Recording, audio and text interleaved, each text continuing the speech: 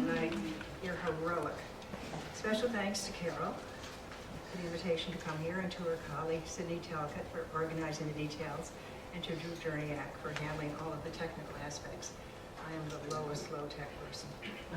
And very special thanks to the photographer of the book, my daughter, Alexandra Stonehill, who's also my fellow explorer. This book, New York's Unique and Unexpected Places, was inspired by all of the smaller and sometimes out-of-the-way places that I myself like to visit when I'm in another city, or sometimes just rambling around our 5 boroughs. As an obsessive New Yorker, I'd wondered when I began this project if there would be very many new places to discover, but happily have found that the possibilities are endless in this astonishing city. The 50 places in the book are organized geographically with a map for each section. However, tonight I've reshuffled the sequence so that we can look at various sites within 3 categories. So we'll begin with idiosyncratic places, each of which is distinctive, unique, and linked to a specific person or family. So we'll start with the Noguchi Museum, one of my favorite places in the city. This museum was originally the studio of the renowned Japanese-American sculptor Isamu Noguchi, and is now a museum dedicated to his extraordinary art. He's simple, lyrical, evocative. The museum itself is considered one of Noguchi's greatest works.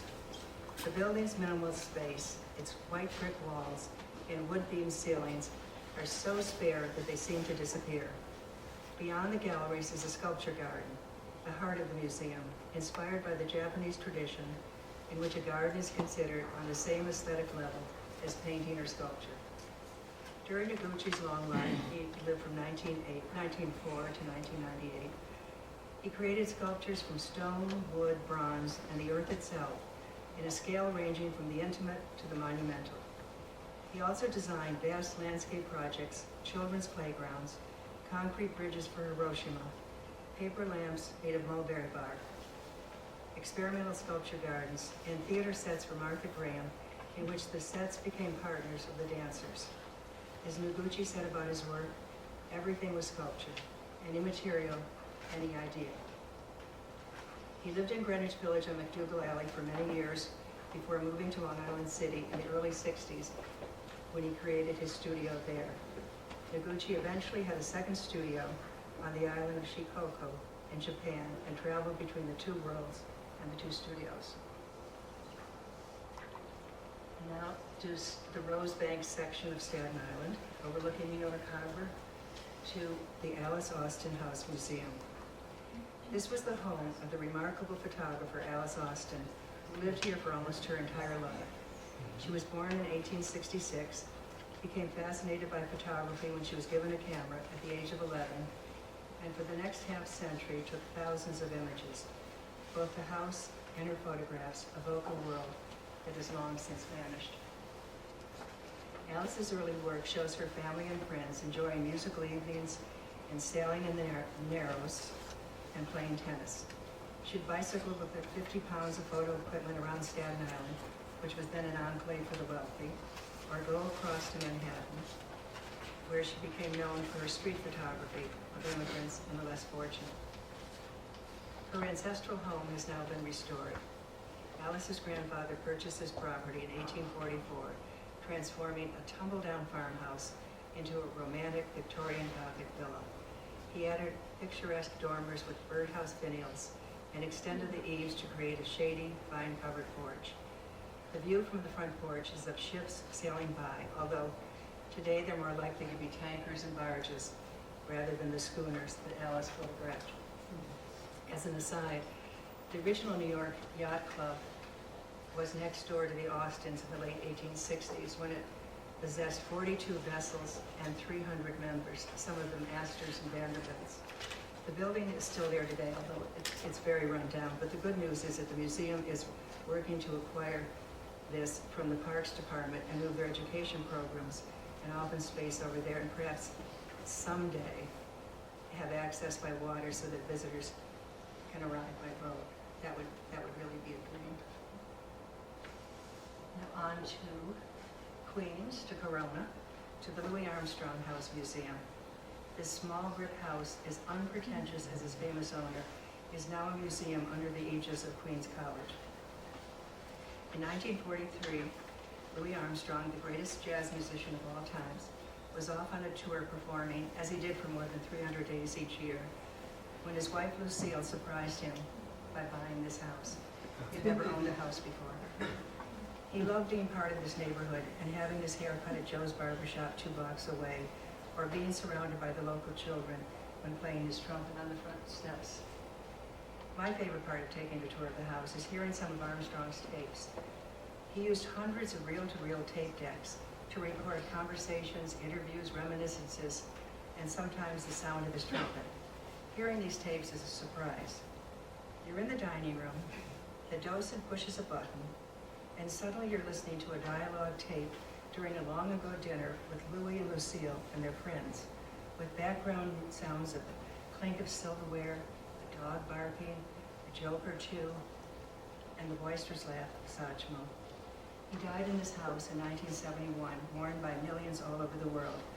His influence as a musician, singer, composer, and cultural icon is still unmatched. Perhaps his friend Duke Ellington described him best when he said that Louie Armstrong was beyond category. Chapel of the Good Shepherd, otherwise known as the Chapel with Louise Nevelson sculptures. This is in St. Peter's Church, part of City Core, just off 54th Street. This tiny chapel, tiny, measuring 21 by 28 feet, is one of the most subtle and original spaces in New York. The asymmetrical 5-sided walls of the chapel are a background for Louise Nevelson's white wood sculptures that abstractly represent Christian iconography. When Nevelson was chosen to design the chapel, there was some skepticism since she was not religious in any traditional sense. However, the minister of the church said he felt that she was religious in a pre-theological way.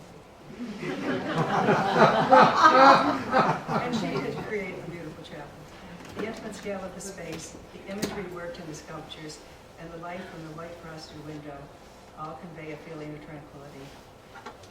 Nevelson designed every detail: the gold leaf cross of the Good Shepherd over the altar, vestments for the clergy, and the 3 suspended columns swaying slightly in the air currents. This chapel perfectly captures her wish to create a place of purity. The Dyckman Farmhouse, Upper Broadway in Inwood, perched on Broadway at 204th Street.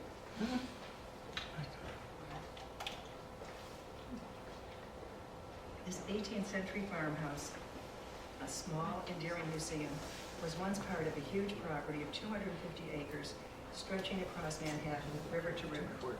Today, it's closely surrounded by the city and all its clamor, and yet, once inside the house or sitting on the back porch, overlooking the garden, visitors experience a wonderful illusion of stepping back in time. In 1776, during the Revolutionary War, William Dyckman, grandson of the first Dyckman to settle in this area, fled with his family when the British troops occupied Manhattan. When the war ended, they returned to find their home and property destroyed. William replanted the land, built a new home around 1784, and this is the house you see today, typically Dutch colonial in style. The area changed rapidly from a rural community to an urban neighborhood as the decades passed, until even the little farmhouse was threatened with demolition. Fortunately, in 1916, the Dyckman descendants gave the house to the city. The apple orchards and cider mill are long gone, and the Hessian soldiers who camped in the garden are now just a legend, while there is still a little Hessian hut. Deer no longer roam the land. A red-tailed hawk still comes to visit, though, as a reminder that Manhattan was once a wilderness.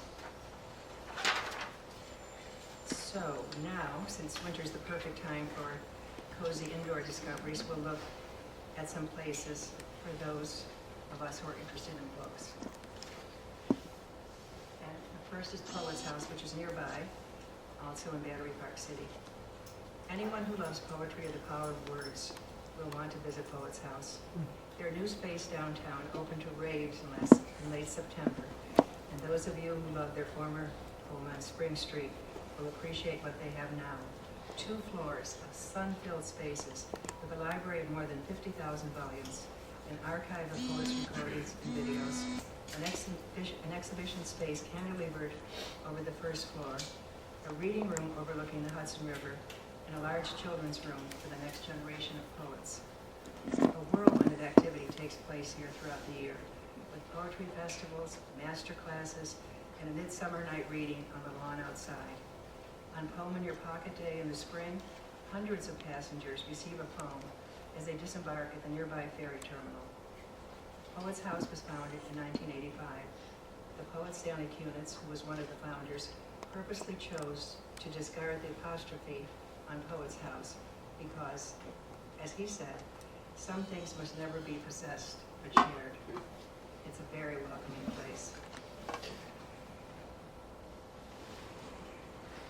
As an aside, Poets House was able to move here because of the Battery Park City's public amenities program, which I think, Carol, Skyscraper Museum is Free rent, yeah. Exactly. So, well, they say they have to pay $1 a year. We pay $1 for 67. And it's for the next 60 years, which is wonderful. On uptown to the Grolier Club. This is Midtown in the on East 60th Street. This is a very distinguished private club for book lovers, or as the club members would say, bibliophiles. It was founded in 1884, so it has a long history in the city, yet very few New Yorkers know that they're welcome to come in and see the exhibitions, which are open to the public free of charge. That's the exhibition space. 4 exhibitions are presented each year, and the current one commemorates the 300th birthday of Dr. Samuel Johnson, who's best known for his essays and literary reviews, and especially for creating the first dictionary of the English language. Over the years, the Grolier Club has organized over 500 exhibitions, with themes ranging from Whistler's Prince of Venice to books on polar explorations, appropriately titled Books on Ice. One of my favorites was the exhibition of Georgia O'Keeffe's personal library, showing the books and ephemera brought here from her adobe house in New Mexico. The library upstairs at the Grolier has a collection of more than 100,000 books about books. It's used by the 700 club members, all of whom are involved in various bookish pursuits as collectors, librarians, printers, publishers, writers. But if any of you have a research project with books as a subject, call ahead, and you'll be welcome to visit the library. After all, the club was named after a 16th century French book collector named Jean Breuer, who was famous for sharing his library with friends. Map room at Public Library at 42nd and 5th. Room 117, as the map room is known, is hardly a secret because it's located in one of the most beloved buildings in the city. However, most people come to this library to read books or see an exhibition and are perhaps unaware of its spectacular map collection. There are nearly 500,000 maps here, as well as an impressive collection of 16,000 atlases and books about cartography. Everyone is welcome here: historians, archaeologists, preservationists, and even students writing school reports. During World War II, the Army came here to look at maps of Japan. And after the attack on the World Trade Center, engineers came to study maps of our city's downtown infrastructure. Visitors tend to be particularly interested in maps of New York. Those from the Dutch era reveal Manhattan's hilly topography. Later, the 8-foot-long Commissioner's Plan of 1811 introduces the city's gridiron street pattern. A particular favorite, though, is the 1864 Viely's water map, which incredibly is still used today by engineers because it accurately shows the underground streams, marshes, ponds, and even the original shoreline of Manhattan. It's fascinating to read the history of the city through these visual documents. Go uptown, New York Academy of Medicine, 5th Avenue, and 103rd Street, right across from the Museum of the City of New York. This is one of the great medical collections in the world, with more than 800,000 books. Its library is open to the public if they have an appointment, and then you're welcome to visit. And if you're at all interested in medical issues, it's worth the effort of calling ahead. The main reading room is a very civilized space where you can spend the day reading books in their collection, or they also have about 1,000 current medical journals that you may want to peruse. The library has a rare book collection as well, and that too can be visited by appointment in case you'd like to see a spine-chilling amputation set from the 1820s or an original Egyptian papyrus describing surgery. The Academy of Medicine was founded in 1847 and moved to this location in 1926 into a building of very eclectic architecture with stone figures on the facade. You can tell they wouldn't let us take photographs inside here. Bound & Company, which is not so far away at the Seaport Museum on Water Street. This place fits sideways into a book category since it most of all resembles a 19th century printing shop with vintage treadle-powered presses that are still used today to print book plates, writing paper, valentines, and even some books. It's worth a trip here just to see the beautiful limited edition volumes of Emily Dickinson's poems printed at Bound. And if you become intrigued by the collection of presses and trays of wood and metal type, classes are taught here in letterpress printing in the fall and spring. You could experience the joyful inventiveness of printing by hand on an 1840s press. Bound is part of the South Street Seaport Museum, just 2 blocks from the waterfront, and the museum's collection of ships. It's also not far from Park Row, which in the 19th century was known as the printing district, where most of the city's newspapers were published. And even the name Bound has it's been part of the city's history for more than 200 years. Robert Bound opened a shop nearby at Pearl Street in 1775, selling various goods and printing materials, although today the company is the largest financial printer in the world and is a supporter of the small company. So now we'll go to our third category, which is green spaces, since spring is around the corner, we hope.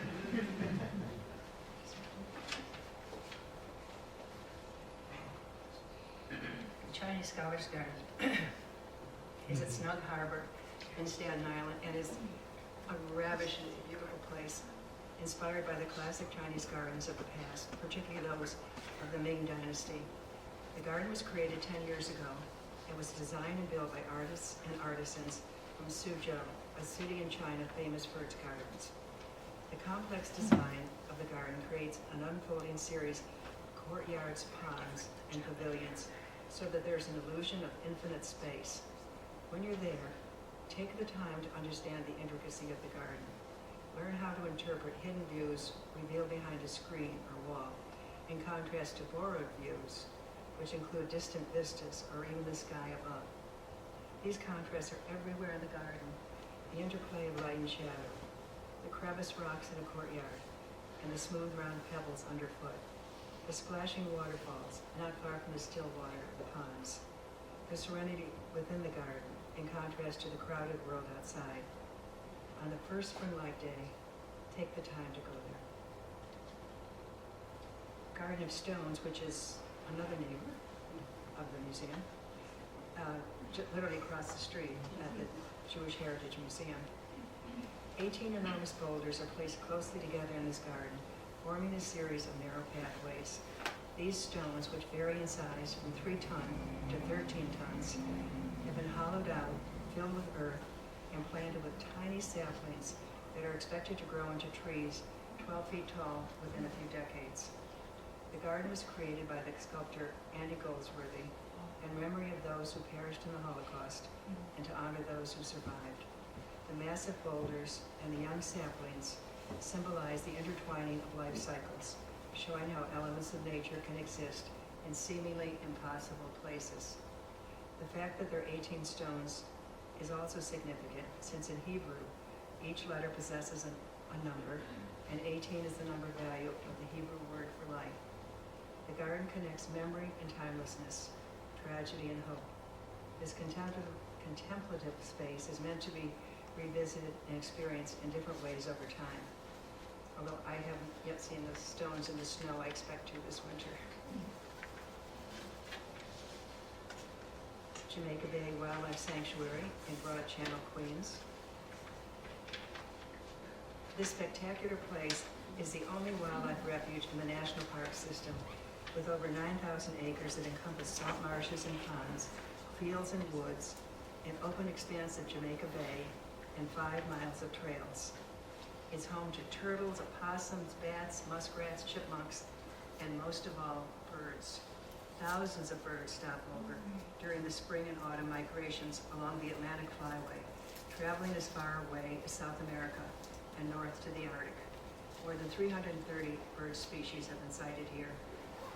The National Park Service does a heroic job of protecting the Jamaica Bay estuary to ensure the survival of migrating birds. Even endangered species like the peregrine falcon live here. The glossy ibis returned after disappearing from New York for over 90 years. And the snowy egret came back after being declared extinct. A colony of these birds now lives at the refuge. If you're ever feeling a little jaded about New York and its wonders, take the A train and get out one stop after the JFK airport. Bring along your binoculars because half a mile from the subway is one of the best bird watching locations in the Western Hemisphere. Elevated Acre, another place not so far from here. Downtown on Water Street between Old Slip and Quinty Slip. Imagine this, a small park, just an acre in size, located more than 30 feet above the East River waterfront. Take the escalator to the plaza level, and you'll find an urban landscape in the sky. Visitors will discover a park with 25 locust trees, dune grasses, and a profusion of wildflowers and plants. Woodland shrubs are planted on the landward side with less exposure to the gusty winds. Benches are placed in shady corners for reading or a picnic lunch. Just beyond, a tiered amphitheater surrounds a spacious lawn used for dance performances or outdoor movies on summer evenings. The east end of the park is parallel to the river, with a boardwalk running the entire length, overlooking a panoramic view of the Brooklyn Bridge, the FDR Drive, nearby heliport, and secluded and very green Governor's Island, and of course the coming and going of river traffic. At the end of the boardwalk is a 50-foot light sculpture, a translucent glass lantern visible from afar. It seems inspired by the navigation lights on the ships in the river, although that was my own imagination, I think, because the architect, Rob Rogers, who designed this, assured me that it actually recalled the Titanic Memorial, a lighthouse that once stood on that block and is now at the Seaport Museum. It's interesting that this park was created through a design competition organized by the Municipal Art Society in 2002. The firms Rogers Marble Architects and Ken Smith Landscape Architect won the competition and reinvented what had been an unused, unloved park into an imaginative and thoughtfully designed space that is now very much used and loved. And I think it may be the only tranquil place in the financial district. And the Irish Hunger Memorial, also here in Battery Park, was designed with a dual purpose to commemorate the tragedy of the Irish famine of 1845 to 52, while also reminding visitors of the enormous problem of global hunger today. The design is deceptively simple, but the emotional response is enormous, or it can be if a visitor takes the time to experience the textured details of the monument. Winding paths lead through a small quarter-acre green landscape, past stone walls, and an abandoned cottage surrounded by Irish plants. This small house was built in County Mayo in the 1820s and taken apart stone by stone and brought here as a link between those who immigrated to America and those who stayed behind. Part of the site is planted with clover and fallow potato ridges, symbolizing the empty harvest when blight destroyed the potato crops and created the catastrophic Irish famine. The landscape changes with the season.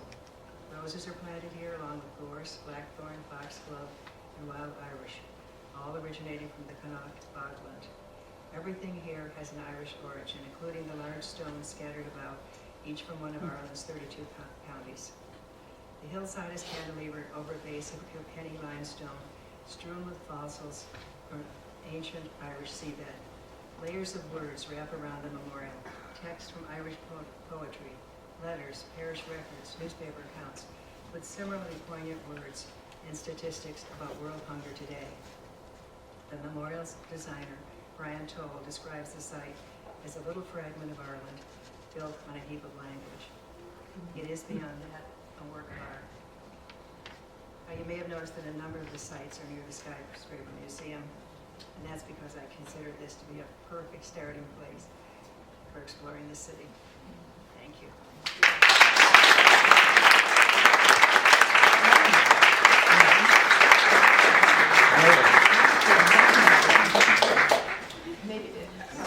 anyone some has a questions? question. What was 51? What was the first runner-up that didn't make it into the book? Oh, well, you know, everyone, I think there should have been hundreds, really. I thought every place should be open to the public and should be fairly, more or less near public transportation, and should be welcoming. And so that limited a few. But there were some I would love to include. The Steinway Hall on 57th Street, I think is such a treasure. And I asked if I could have a tour, and they said certainly. They called somebody downstairs. They even said they'd like to be included, but I could say they weren't prepared. I think if all of us went in there, they wouldn't know what to do, but I would suggest if anyone's going by Steinway Hall, just ask if you might have a tour. They took me to 3 floors. The basement just has, I think it must have hundreds of pianos. Wow. It's incredible. And the tour guide asked if I would like her to play the piano for us. I said, yes. It's really amazing. I don't know if they perhaps, I think years ago they gave tours, but it's definitely worth seeing. Yes. Do you have a favorite? Oh, I have, they're all beautiful. This place, Seaport Museum is one of my favorites. I like to bring people here when they're visiting me. It's a special place. Who's been to all of them? Has anyone been to all of them? My favorite thing now is to hear later if you tell me some of your favorite places, because I would love to know. That's how I really found many of these. I mean, I am an obsessive New Yorker, it's true, but people tell me about some of their places. And when I went to Louie Armstrong's house museum, I said to the guy, who comes here? There's nobody I know who's been there. And he said, they're all Europeans. or people from abroad. Is that where he lived? Was He lived there. at the end of his life? That's At the where end of he his died. life, he died there. He died there. And this is in Corona? Corona.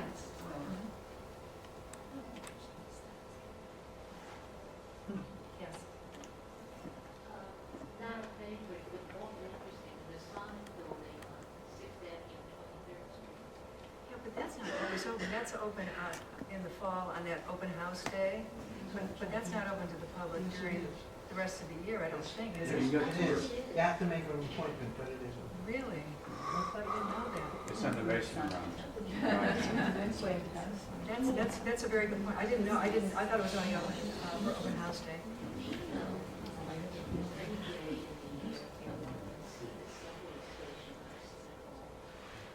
I think if you become a member of the Transit Museum in Brooklyn, which is included, they do actually take tours sometimes. We used to have a section of subway books in my bookstore year-round. We had fanatics in there. We had something called Subway Saturday once a year. Certainly there were books published about subways through the years, and would honor that book or show clips of the 19th floor subway stations. But they not only have a tour once in a while. In the summer they have a tour from someplace in Brooklyn to Staten Island on one of those trains with the wicker seats and the windows that go down. Definitely go listen to that. Yes. Do you do any like churches, synagogues, or religious places? I'm sorry. Do you have like Quaker houses or synagogues or Catholic churches or religious places? Well, the Eldridge Street Museum, which no longer calls itself a synagogue, but was a synagogue. I don't think most synagogues and churches will be open to the public all the time. I don't think so. Only certain holidays. But Eldridge Street is incredible, and I love it too, the fact that it was an immigrant neighborhood always, and so now it's more Asian than obviously, you know, the original people have moved to other places, and that's great. Have you been to the new Museum of the Chinese in America? Yes. That's one. I love it. Thursdays they're open free. Yeah.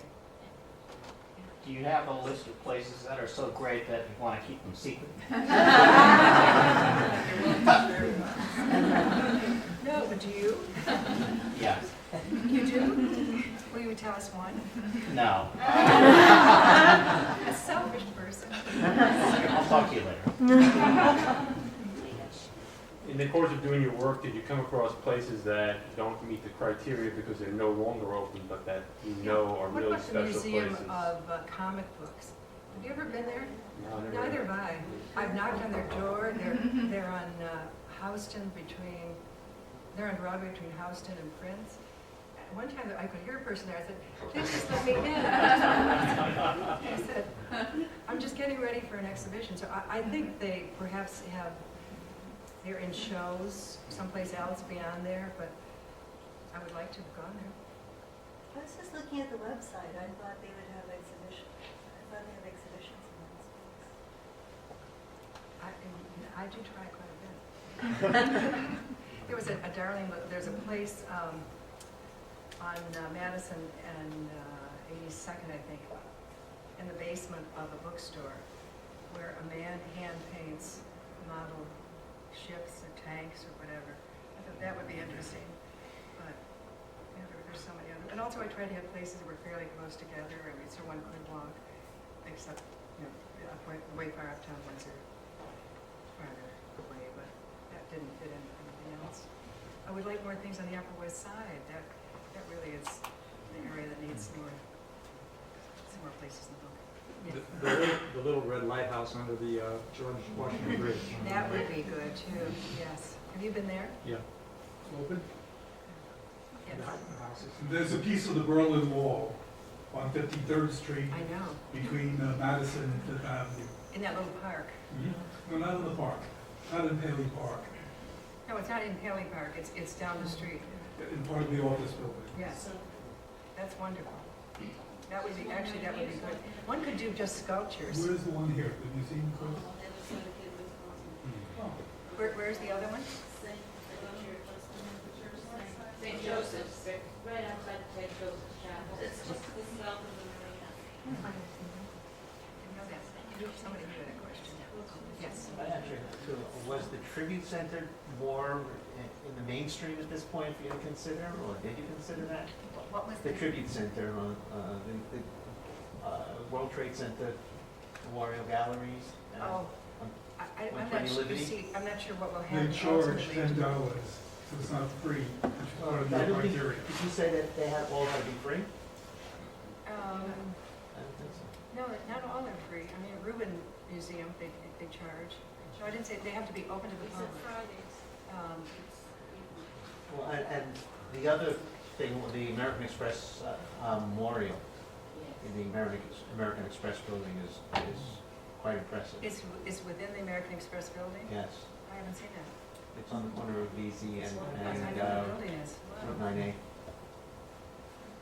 Beautiful. I'll go there. It's Thank part you. of the tour from the tribute center. I don't know if it goes to the tribute center. Excellent. The Morgan Library. The Morgan Library seems to be one of the, my kids call it the big M's, the Matt, the Moma, the Morgan, the Mrs. Whitney, the Mr. Frick.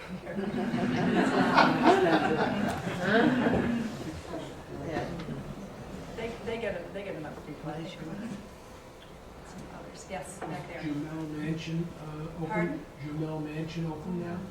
I'm sorry, which mansion? Jumel. Jumel. Yes, Jumel would be another good one. It's up Edgar town. Allan Poe's would have been good too, the one on the, Jumel is a little hard to reach by public transportation, I find, but although I've done it. But that's, when I started, I thought, I was really thinking of the 47 million visitors who come here every year, and I thought, it turned out that New Yorkers were, in fact, equally or more interested in the subject, but I thought it should be a place that would be not so far. So the two in Staten Island, for instance, are both on the edge, Alice Austen or Chinese Scholars Garden. There are other places that are wonderful that are farther back on the island, but that would take a long time. I'm sorry. Tibet, yes, exactly. But that's a distance. 3 in a row, the Daily News building, the lobby, 47. and then a block further down across the street, the Ford Foundation with the 12-story atrium garden, and then Tudor City Block. Would the first two be open to the public now? Absolutely. Yeah. Really? Monday through Friday, you can get into the garden from 42nd Street, on the weekend from 43rd Street. And Daily News still allows you into the lobby? Yes, Really? You know, the Woolworth building really won't. the Woodward Building allows you in the lobby. No, they don't. No, I see a lot of tour groups there, into the Really? lobby. Really? They wouldn't let me linger. Go through the comments on the side. There's a sign about 10 feet in front of the entrance, no tourists allowed. Yeah. Right. I walked in and said, Frank W. built this for the public and I belong here, and they threw me out. Those are groups there this summer. I'm going with him. Yes. Have you been to the Museum of Water? Pardon? Museum of Water? Museum of Water? Yeah. Where? It's in West Chelsea. I tried to look at it. I thought about it when we have comic books because I don't know if anyone's there. But anyway, it's a museum. I remember 23rd Street, I think, at 10th Avenue. Anyway, that's another thing. On 23rd, East or It's really West? interesting. I love water. 10th Avenue. 10th Avenue? 10th Avenue, 23rd. Really? Do you know about it? No. Yes. Why, I grew up in the Bronx, and this was a trip, an elementary school trip every year, the Hall of Fame. I don't know if it's still. It is still there. Yeah, I know some, it was something in the Times recently. Yeah, there are probably hundreds of places you could have them. There's so many others as well. Have you been to the South Club on Fifth Avenue in the building? Is Halagundi? Yeah, it's for their exhibitions, they're open to the public. Exactly. No, It's that beautiful. is beautiful. And I love those palettes that they have of the artists. Beautiful. Well, there's one last question. Yeah.